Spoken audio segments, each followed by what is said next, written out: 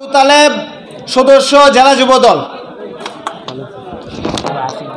আমাদের দেশে হবে সেই ছেলে কবে, কথায় না বড় হয়ে কাজে বড় হবে। বাংলাদেশ জাতীয়তাবাদী দল বিএনপি দনপুর ইউনিয়ন এবং অঙ্গ সংগঠন ও সহযোগী অঙ্গ সংগঠন কর্তৃক আয়োজিত আজকে ইফতার ও দোয়া মাহফিলের অত্যন্ত শ্রদ্ধাভাজন সভাপতি উপস্থিত রয়েছেন সুনামগঞ্জ থেকে আগত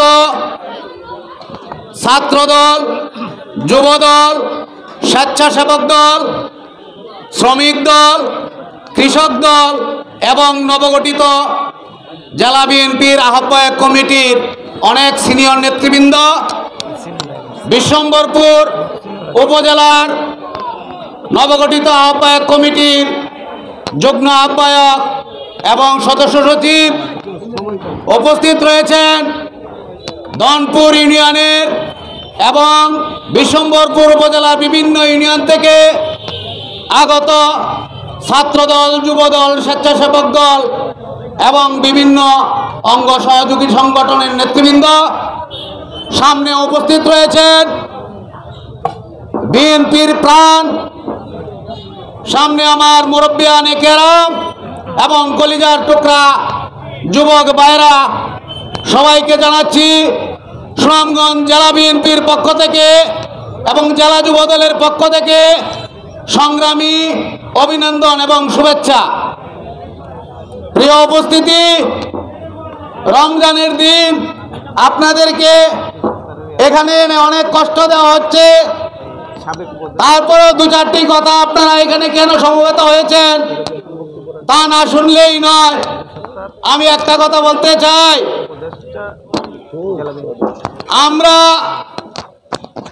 বিগত শেখ হাসিনা ফ্যাসিস্ট আমলে যে নির্যাতন, নিপীড়ন, মামলা, হামলা, গুম, খুনের শিকার হয়েছি, জুলাই বিপ্লবের মাধ্যমে বাংলাদেশের অকুতোভয় ছাত্র জনতা সেই ফ্যাসিস্ট শেখ হাসিনাকে আন্দোলনের মাধ্যমে এদেশ থেকে বিতাড়িত করেছে। আমরা সবাই বলি আলহামদুলিল্লাহ। প্রিয় উপস্থিতি, জানতে হলে শুনতে হবে, গত 17টি বছর বাংলাদেশ জাতীয়তাবাদী দল বিএনপির সাবেক সাধারণ সম্পাদক অ্যাডভোকেট নুরুল ইসলাম নুরুলের নেতৃত্বে সুনামগঞ্জ জেলার প্রতিটি ইউনিটকে ঐক্যবদ্ধ করে মিছিল, মিটিং, অবরোধ, হরতাল, অনশন, পিকেটিং করেছে রাজপথে অ্যাডভোকেট নুরুল ইসলাম নুরুল। আর সেই জন্য অত্যাচারিত হয়েছে তার পরিবারের প্রতিটি সদস্য, তার প্রতিটি নেতাকর্মী। আপনাদেরকে অবগত করতে চাই, গত 28 তারিখের পরেও আপনাদের দৃশ্যমান আন্দোলনে শেখ হাসিনার পেটুয়া বাহিনী তার ছোট ভাই রাজুকে ককটেলে বিস্ফোরিত করে জ্বলছে দিয়েছিল।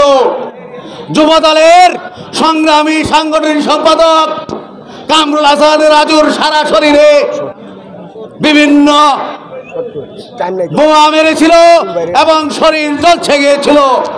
প্রিয় উপস্থিতি, আপনারা লক্ষ্য করেছেন এই 17 বছরে যাদেরকে আন্দোলনে দেখা যায় নাই, সোশ্যাল মিডিয়ায়, প্রেস মিডিয়ায়, ফেসবুকে এই আওয়ামী ফ্যাসিস্ট আন্দোলনে কোন আন্দোলন বা গণসংযোগ করতে পারে নাই।